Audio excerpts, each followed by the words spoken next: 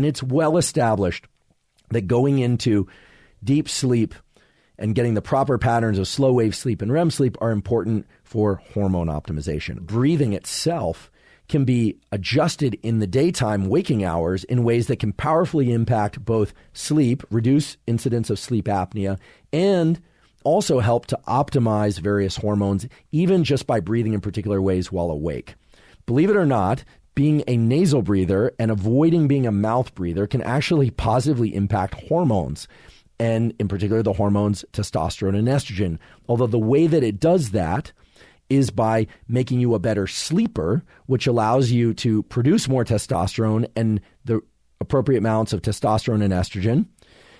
But it does that in part through indirect mechanisms, because deep sleep supports the gonads, the ovaries and the testicles, and their turnover of cells and the production of cells. Remember, in the ovary, particular cells and the egg follicles themselves make estrogen, and in the testicle, that the Sertoli cells and the Leydig cells are important for the formation of sperm and for testosterone, respectively.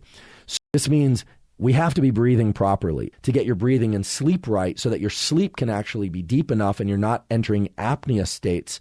Getting proper sleep can really offset all the reductions in testosterone and estrogen and reductions in fertility that occur if we don't get enough sleep.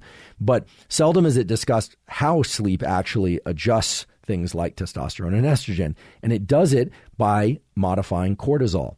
So the molecule cholesterol can be converted into testosterone or estrogen, but there's a competition whereby the cholesterol will turn into cortisol and not testosterone, or it'll turn into cortisol and not estrogen if stress levels are too high.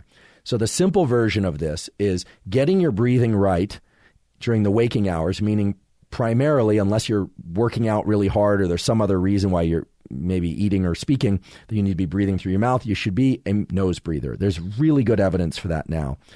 And in sleep, you also want to be a nose breather, because that's going to increase the amount of oxygen that you're bringing into your system and the amount of carbon dioxide that you're offloading. Okay, so the simple version of this is get your breathing right. So how do you do that?